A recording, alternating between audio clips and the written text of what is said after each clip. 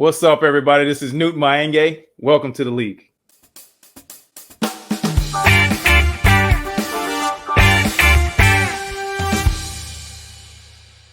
In today's show, we will be discussing Black women empowerment and the importance of celebrating the wins as a Black community. And I couldn't have had this conversation without our special guest today. She is a two-time Grammy-nominated singer and actress. She's known for her epic hit Addictive, which topped the 2002 charts in 14 countries. Ladies and gentlemen, I'd love to welcome award-winning singer Truth Hurts. Truth Hurts, welcome to the league. How are you? I am great. How are you?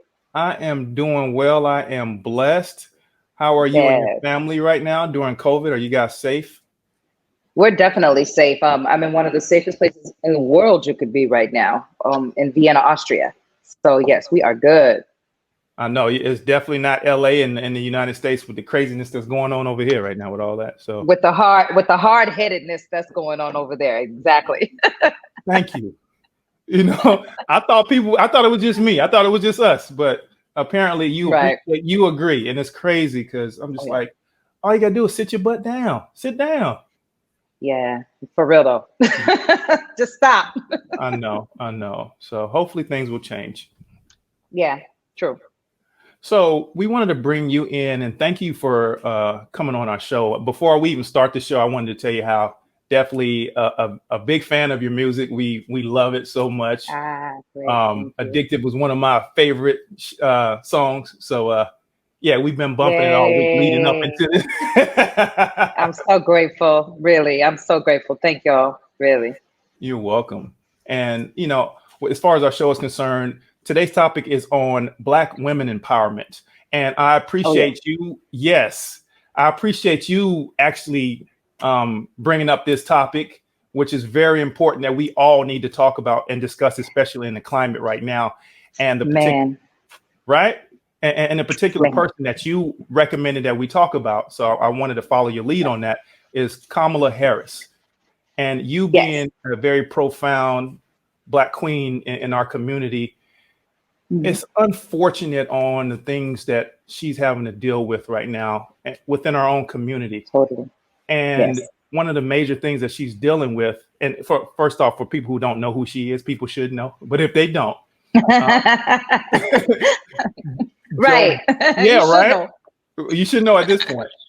Joe Biden just recently selected her to be his running mate as VP, and so she's the first African or Black woman to ever be nominated as vice president, which is a big deal. And it's a big deal. Yes. And unfortunately, we have some people in our community, other communities too, but some people in our community who are questioning her Blackness, if she's Black enough. And exactly. Someone on that level who's worked hard to be on a federal level to be able to be a voice for our community. It's unfortunate how, you know, we have people who are dissecting her Blackness. I just kind of wanted to get your take on it and just see what you felt from a Black woman's perspective. I'm gonna tell you, you know, sometimes I got my name because I get so passionate. Sometimes Dr. Dre named me Truth Hurts back when I was signed to Aftermath, and I got my name because I get so passionate sometimes about a subject.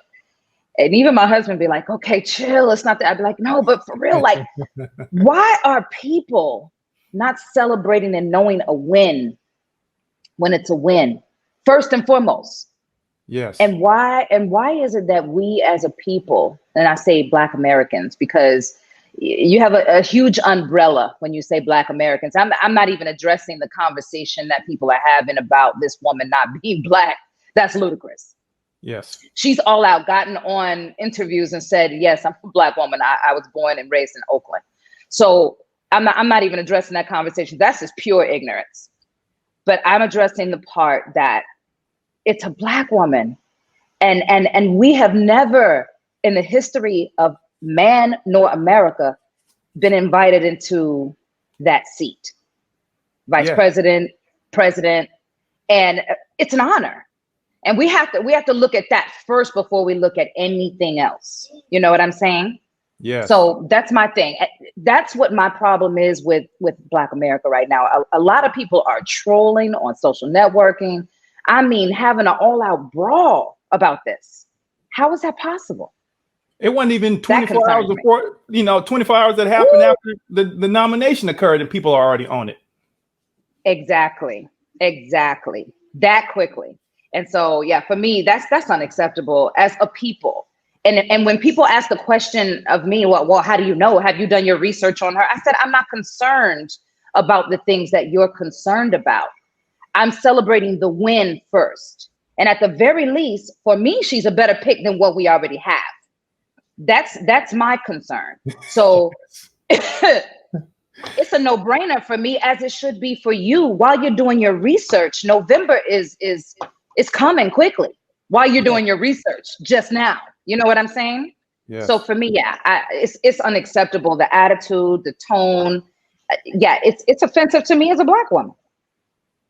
And it's unfortunate because she has to go on these different shows and tell, like you said, she's told people she's from Oakland, she had to go to, that she went to an HBCU. I went to an HBCU too, and I felt her pain, because I know I've heard some people say, okay, well, you're not Black enough because you're educated. She's a very educated young. I'm like, yeah, what's wrong with that? Why does, if someone has been elevated to that level, who worked so hard to put themselves in a great position, that they're questioned? Exactly. And exactly. And on the flip of that, we're so together in negative situations. If a brother or sister may have gotten gunned down or killed, we're so inclusive from that perspective, and we work hard and we fight hard together for injustices. But when you have the successful aspects of you seeing our brothers and sisters winning, it was a similar thing with Barack back in the day. Right. Exactly. Why are we not celebrating? I don't know what's wrong with us. I don't know what's wrong with us. And I've been asking myself that question for some days now. Since this began, since the onset of the pick of vice president for Joe Biden. And of course, we got our issues with Joe Biden. Of course, we got our issues with Trump. And politics is a dirty game. But here's my thing, and here's my question to our people. Since we are so quick to nitpick at someone who is up for that seat, why didn't you go for that seat? Yes. Why didn't you put yourself in the game? Instead of criticizing the way that someone else does something, why don't you step up to the table, step up to the plate? And that's what we don't do. We just want to sit back casually and nitpick and talk about what's wrong. Meanwhile, back at the ranch, MAGA supporters, Make America Great Again, they screaming Trump till Trump put him in the grave. But we can't support our own for 5 minutes. Yeah, they still going hard. In spite of all of his issues, all of his wrongdoings, they're still going hard. They still talking about Make America Great Again. And why is my question, why can't we do that for our people in spite of whatever misgivings and wrongdoings? Why can't we do that for our people? Why don't we stand up that way for us? And I almost feel like, and I could be wrong in saying this, but I'm saying it anyway, the systematic racism that has happened, I almost feel like we as a society, if you're not looking at it consciously, it trickles to the rest of us. So you start from the top, and then when we get in our own communities, we want to do it to each other. Exactly. It's been taught. It's definitely been taught. The behavior, the mindset, and for some of us who are just sick of that mindset, we are the ones that are like, okay, please, let's not talk about that right now. That's not important right now. Those things that you feel your research tells you about Kamala not being the right person for the job. Those things are not important at this moment. Yes. And you don't know what she's going to be able to do different. You just know she's going to be able to add something different. All Black women, let me tell you something. When Black women are added to the equation, we always change things. No matter what the case, we always bring something positive to the table. We always bring something strong to the table. So why not give her a chance to do that in light of what's already happening? Yes. You're in the middle of a pandemic. You're in the middle of all kind of other disasters that have totally been inflicted on the USA on this man's watch. Yes. And that doesn't matter to you right now? You got to be kidding me. You got to be kidding. You know what it is too? I think because some people are not understanding, because some of them may not have been affected personally. So they're thinking that the job that's being done is a fantastic job, and they're not being, until they get affected. They're like, okay, now I see. You got to be on drugs to think it's a fantastic job. You got to be on some good drugs, Trump administration drugs. You got to be on some great drugs to be sitting talk about I haven't been affected. We all are being affected. I'm in another country and I'm being affected. Wow. This is serious right now. This is real business. I had a conversation with my homegirl, and when I told her, because I got the information on my my phone right away when Joe Biden first picked Kamala. Yeah. And I was like, girl, did you see this? Like, this is great. And she was like, we'll see. Oh, I went in. That's been my best friend for years. And I went in on her. I said, what, sister, what? That's your response? No, ma'am. No, ma'am. I know you too well, and I've loved you too long. I'm not gonna settle for that from you. I'm gonna tell you why that should not be your response. Yeah. And that's how hard I go when I feel something in my heart, you know, and I'm passionate about it, because I'm like, come on, we Black women have been so disrespected, so utterly disrespected. How can you not just stop for a moment and say, wow, thank God we can see this moment happen. In our lifetime. For all of us, in our lifetime, for all of us. Damn whether this woman represents who you are personally and your choices and your ideas and your research. Yeah. Forget about that. Let's talk about what's in front of us. Yes. What happened that has never happened before. And that's the part I'm holding on to until we have to get a little deeper into the conversation about what's next for Black America. That's my point. And you know, I think too is the celebrating of the win, like you were saying, is just not, it's not enough, because everybody's so ready to jump on. She's not even in office yet. Right. You know, give her a moment. Give her a moment to enjoy this thing. And with the understanding, look, we are dealing with firsthand what we've been dealing with the last 4 years. You know, we know what that is. Truth. We cannot have another 4 years of this. We just can't. There you go. There you go. And when you think about it like that, what else is there to talk about? Yeah, I mean, look at the kids right now. The kids there's still debates on if kids should be going to school, not going to school, and there's no leadership. School starts on Monday. I know. You know, for some schools have started already. Yeah, some people have started already. And some of I was talking about this yesterday. You know, if you look at what's happening in the US, there has been an all-out race war incited. Yes. On this man's watch. It's an all-out race war. I saw a video, I think yesterday, of two kids. You probably saw this because I think it was on World Star too. Two kids, one Black girl, white boy, and he tells her, yeah, go over there and pick my cotton. I saw that. I'm like, this is happening right now, and this is happening more than it ever has before in 2020. We kicking 2021 in the ass, and this is what we're talking about right now. These people feel a freedom to act this way because of this whole MAGA movement. Yeah. And if you're Black and you don't see that, something is definitely wrong with you. Yeah. It's sad, man. I'm telling you. I cried the other day because it's so sad to me that I just can't understand. Some stuff I cram to understand, and this is major on my mind. Like, why are we going through this? Why are we as a people so volatile towards us? You know, just what is this about at this part of life, at this point in the game? Yeah. What do you think? What do you think is a solution that we can possibly start from a local level and branch out, that we can start doing to start educating our brothers and sisters to be more conscientious and to be more of an asset? I think we need some serious leaders and voices stepping forward. Everyone who was a major public figure, artist, actor, whatever, they have their own following. We need to step up to the plate. We need to forget about the music. We need to forget about the other business, because this should be the first business at hand right now. Yeah. And all of those people should step forward and lead in a way that they've never before. And I'm talking about Black Americans. And like, if you've got a Will Smith, you know, he's got a following. You know, we all need to step up at such a time as this and start talking about what's important.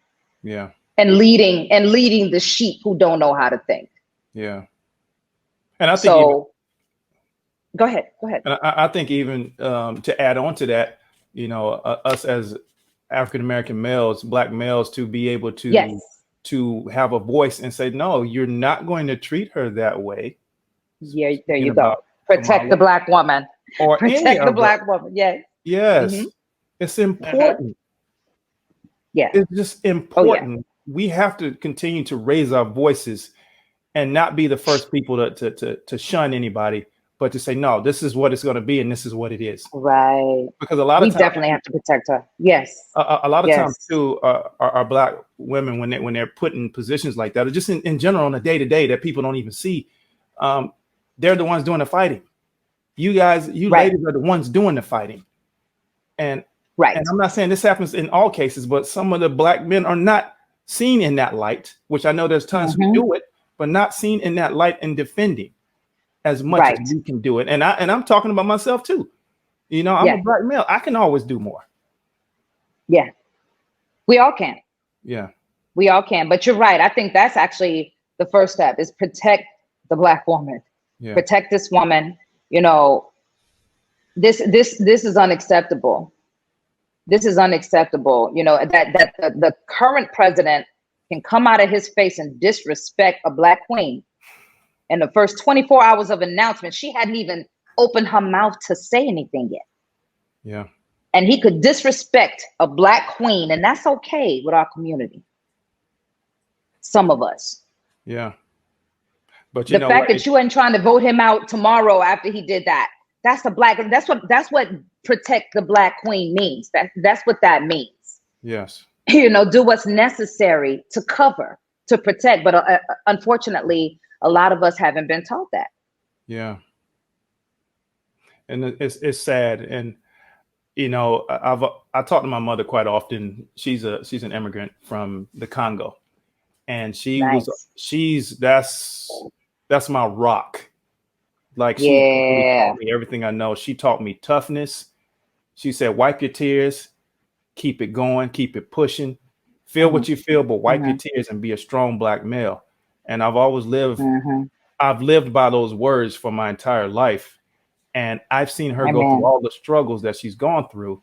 And it's like, no, I have to protect her. And that branches off to every other, you know, Black queen that we have out here. Absolutely. Absolutely. I'm glad you feel that way. That's amazing. And like I said, a lot of us weren't brought up that way. And that's the problem. Yeah. That's the problem. A lot of us take ourselves out of the equation of being Black American and having to protect the Black woman, like our dear brother Kanye. A lot of us take ourselves out of the equation. We don't like ourselves for what we are, the way we grew up. I don't know, maybe we were treated wrong as a Black person coming up. Yeah. And decide at some point to say, you know, I don't want to be in that group no more. I don't want you to call me just that. I'm not just Black, you know, whatever. I don't know. But I think a lot of people suffer from that mindset and remove themselves from the equation, therefore removing themselves of protecting the Black family and the Black woman. We had a segment on our last show about mental health awareness. And a lot of times in the Black community, we have that aspect too that is not addressed. So it's so deep without going into that. It's just so many layers of things that we need to break through to be where we talking about it right now, where we need to be. Yeah, this is true. But I'm glad we're having this conversation about it. Yeah, I hope everybody is having this conversation right now to the point of, you know, where we can change some mindsets, we can, you know, move forward and people stop being so worried about their opinion. And get more worried about the state of emergency that we're in. Yeah. Yeah. And I like to actually change gear and talk about you a little bit Okay, and all sure. the amazing things you're doing despite the pandemic. Yeah. Despite the pandemic, God has been good to me, even It, during the pandemic. I know, right? You've got a theater project that's coming up, and you I mind telling me? do. Yeah, please tell me about that. Yeah, I do. Since the pandemic started, I got kind of stuck over here in Europe, but well, my husband's from Austria, from Vienna. Okay. So we were over here anyway. But I had come back to Atlanta for a second. And then when I got back here, that's when the pandemic thing started really coming down. And so I met some interesting people through kind of being quarantined or out here when they got back to life, I call it. They were doing a lot of things outside. Like Yeah, everybody was outside when it got warm here. And it's the European way. When it gets warm, everybody's outside because there's no AC. It's just fans inside because they're that's older right. buildings. Yeah. So a lot of people communing, talking. They're like, okay, I'm doing this project. And, then there's another person. Oh, Truth Hurts is here. She'd probably be great for that project. So they're doing the project, The Four Women, the Nina Simone play here, Yes. the Vienna Theater Project. Yeah. And there are 4 Black women in Vienna. Just so happens all of us fit our roles perfectly. Everybody is American that somehow migrated over here. And during this time, I mean, a couple of the women are married to Austrians also, and they've been here for years, Okay. and then one of them is from Germany. She's from the States, but she ended up in Germany. So she's going to fly here, but everybody is perfect for each role. And I'm playing the role of Sweet Thing. So Awesome. I'm excited. It's going to be a great project. It's so, such an honor for me to be doing that right now at such a time as this, especially with Kamala. And I just feel great about being a Black woman right now. So Yes. I'm honored to play a role like this. Yes. Yes. That's a big role. And I'm a big believer of you get what you put out into the world, and when you're putting out positivity, you're putting out being a voice, and as a result, you're being rewarded with opportunities like this. Because I know you have a feature film that's coming up too, that I believe, right? Yeah, so I just got the role in an upcoming project, but I also have a role in a project that's slated to come out. They just finished editing during the pandemic. Okay. It's coming out the end of this year, called A Day Like a Week. Okay. And that's a pretty big project because I got to work alongside Stephen Bauer, Armand Asante, some really, really great actors. And we filmed in Geneva, Switzerland. Okay. And the director actually became a friend of mine. He's a French director named Kader Aid. So this project is very close to my heart because of the opportunities that I was afforded that came along with it. Like I'm doing the song, the main song, and shooting a video to the song that will bring the film out. That's awesome. So this was a very important project for me, man. It's gonna be great. I can't talk much. I'm trying to talk around because I can't talk much about the film, but it's a great project.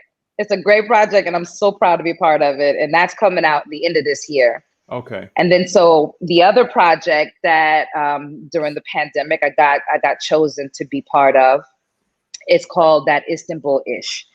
And my European and overseas manager, Daryl from Boss Entertainment, he's directing this film. And so this project will be coming together toward the end of this year and top of 2021. And I'm elated to be playing the part of Devin. So it's been a good situation for me during this time, and I'm blessed, and I'm glad, and I'm grateful. Blessings on blessings on blessings. I was just going to ask you too, where you're going to get a chance to sing in any of your projects. So that's perfect. Yeah, well, not actually in the movies, because I want to be taken as a serious actress, because I put a lot of work into being an actress as well. So I don't want people to think I'm just in the movie because I'm singing. So for me, I keep both of those things separated and where they belong. But yeah, the film that's coming out this year, I definitely did a song to the film, and yeah, so I'm singing for that. That's amazing. That's amazing. And so, this is one last question I wanted to ask, and this, what got you into the music business? I'm just curious. Ooh, what got me into the music business? Well, I started off very young in classical music. I started singing by singing opera. Oh, wow. And doing a lot of theater when I was young. So all of this stuff has been deeply embedded since I was a very young girl. And from there, I moved out of St. Louis, Missouri, where I was born and raised with my family. We went to San Jose, California. And from San Jose, California, I went to San Jose State. And right after that, I moved down to LA. Okay. And began to kind of start, chasing after this whole thespian thing and this music thing. And from there, everything kind of snowballed. But I started in the music game as a songwriter, honestly. Oh, wow. Yeah. Yeah. If I have to really dig and think back into what afforded me my opportunities in the music industry, I would have to say it was my pen. It was me being a songwriter. Wow. So yeah, I was writing for a lot of people back in the 90s. And from there, it ended up getting me a situation with Dre. Dre signed me on as a songwriter for his label. And from there, he was like, yo, you're a great artist as well. And he put me out as an artist. And from there, it just kind of was all she wrote. And the films came because like The Wash and Ali, that was to kind of introduce me as a recording artist, but they didn't realize or know that I had already had acting chops under my belt from when I did theater. Yeah. So that's why the films ended up being organic for me as well. Wow. When you're an artist, you just do art. And that's pretty much what form it is. Yeah. Right. If you've done different forms in your life and through your walk and your journey, like I have, it just kind of comes organic later on. And that's how it happened. That's amazing. I have one last question before we wrap this up. If you were to talk to all the little girls in the world, you have a statement that you wanted to say to inspire them, what do you think it would be? One statement.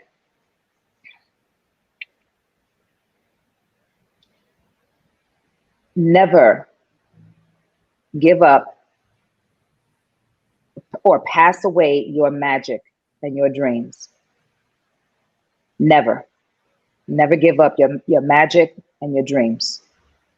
That thing that makes you magical as a woman that we all have within us as women. Never give that up for anybody or anything.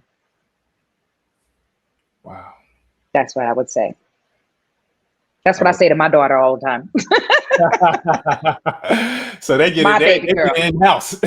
Yeah, they get in the in-house movement. I'm preaching to my daughter every day, trying to keep her on the road to success because she is studying to become a doctor. So I have to keep just pushing her and speaking to her spirit, speaking to her heart, because, it's easy to give up and it's easy to just say, oh, I want to find a boyfriend or a guy. No. You got to find you. Yes. Let's find you and let's stay into you. And that's what we're doing. That's going to always 2020 and beyond. Yes. No, and she's going to do it because she has that support system in you and your husband. I know she's going to be more than successful because, the positive impact is there. The positive role model is there. So thank you. Yes, indeed. Where can people continue to follow you and all the amazing things and projects that you're doing? Sure. I'm mostly on Instagram, Truth Hurts World. Only a little on Facebook, Truth Hurts page, and on Twitter, Truth Hurts World. Sounds good to me. And truthhurtsworld.com is my website. Yes, I was just going to mention that too. Yeah. True. Yeah. I'm easy to find. You can find me. I'm here.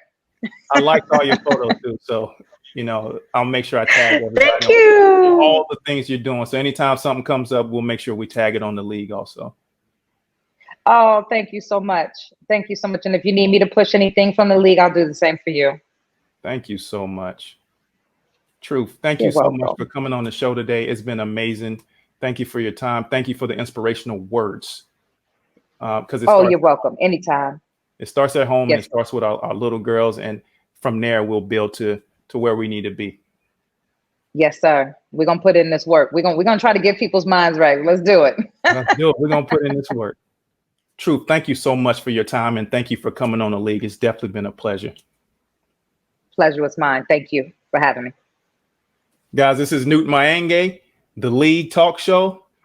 Truth, watch her, follow her Instagram, and we'll see you soon. Signing off.